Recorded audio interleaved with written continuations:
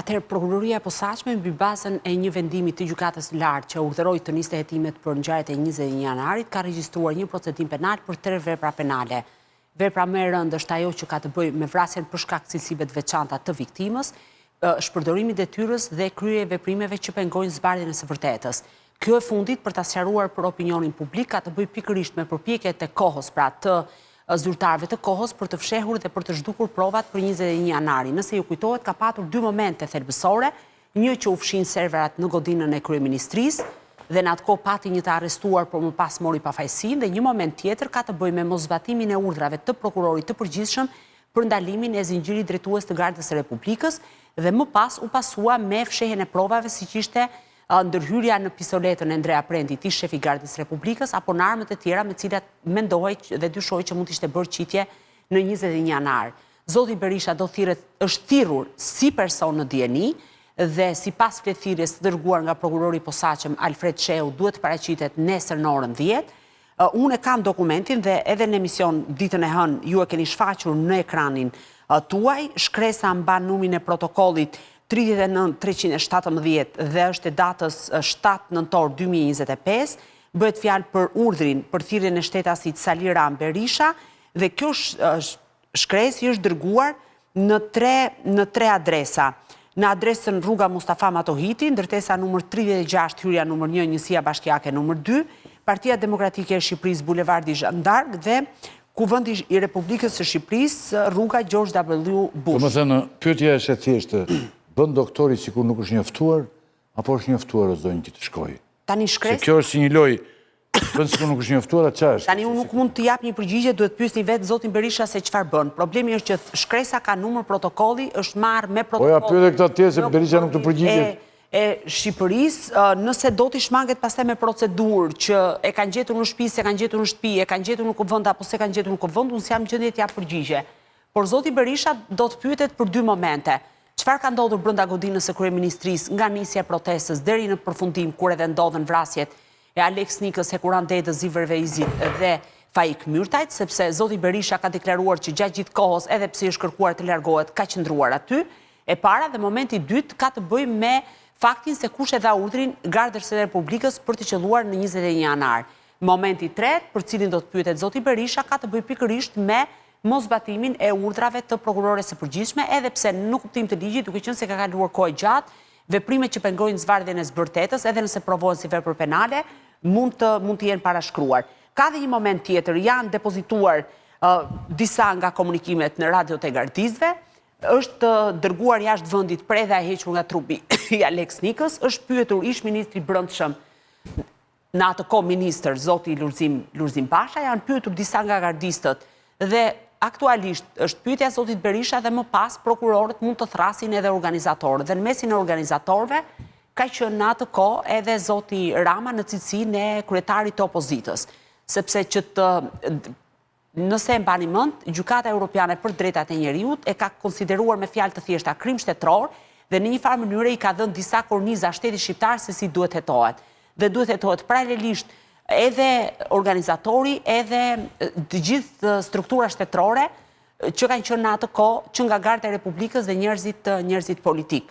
Megjithatë, unë mendoj që do të jetë shumë e vështirë për tu provuar nga ana e prokurorisë, sepse do duhet ketë dëshmitar dhe një prej dëshmitarëve okular, për shembull është deputet në Kuvendin e Shqipërisë, bëhet fjalë për ish kryetarin e Bashkisë së Matit, zotin Agron Male, ka qenë gardist në detyrë, është ndaluar në atë kohë.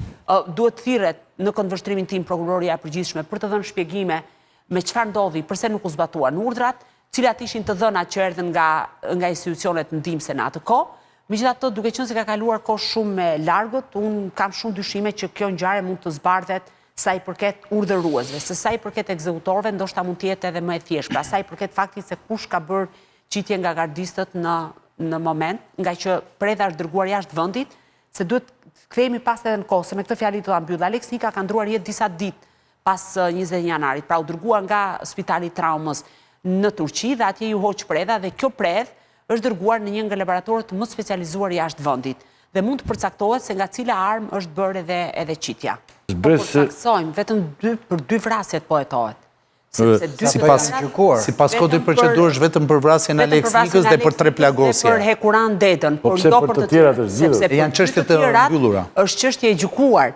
Alex, Faik Myrtaj dhe Ziver Veizi është dënuar përkatësisht me 1 vit Ndrea Prendi dhe 3 vite Agim Lupo dhe konsideroj gjë e gjykuar. Si? Për vrasje nga pa Dakord, pra, po është e mbyllur preqër, gjë e gjykuar sipas ligjit. Dhe këto nuk mund të rihapen. Nuk ka asnjë shteg ligjor që të rihapen. Po flasim vetëm për 2 nga vrasjet. Ka asnjë shteg ligjor që të rihapen. Se pas të hënës më lejo vetëm këtë fjali.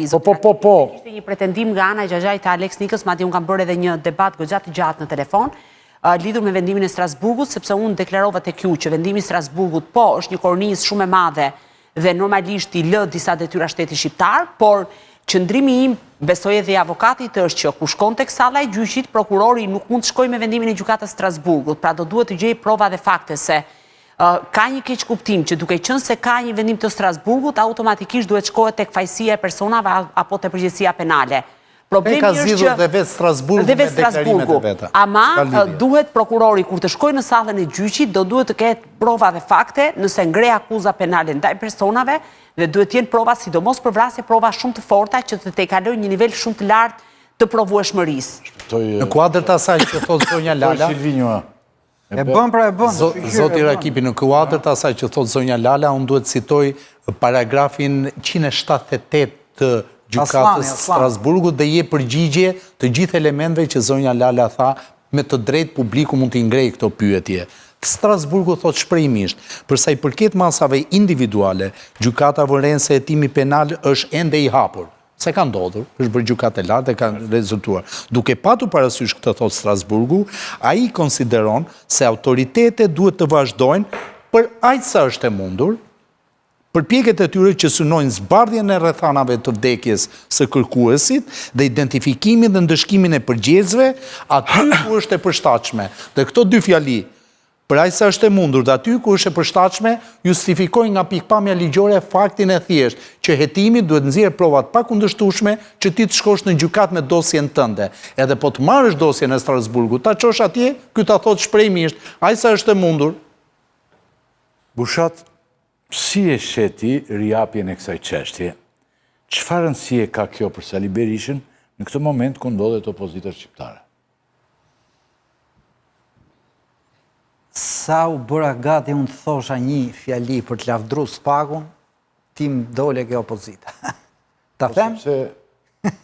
Do me thënë, është një gjë shumë e rëndësishme se 21 janari është një krim që s'mund të ngelet i pa ndëshkuar.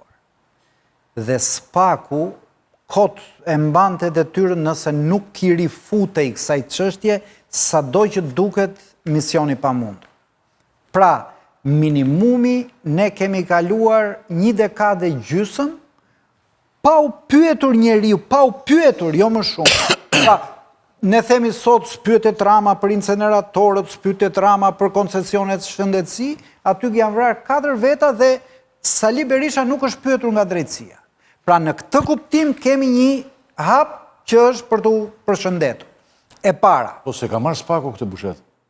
Ja ka dhënë gjykata e lartë me detyrim? Ti lavdrojmë të dy atëre? Lavdrojmë, po. Po, aty ta jep ti... Jo, po se ka marrë, jo, unë jam i detyruar të zëtësem. Dakor. Jam i detyruar të zëtësem që kjo e ka bërë gjykata kushtetuese. Po njëherë që lëvdoj e kundërshtove? Njëherë që lëvdoj. Dakor, më punë e ti kjo punë.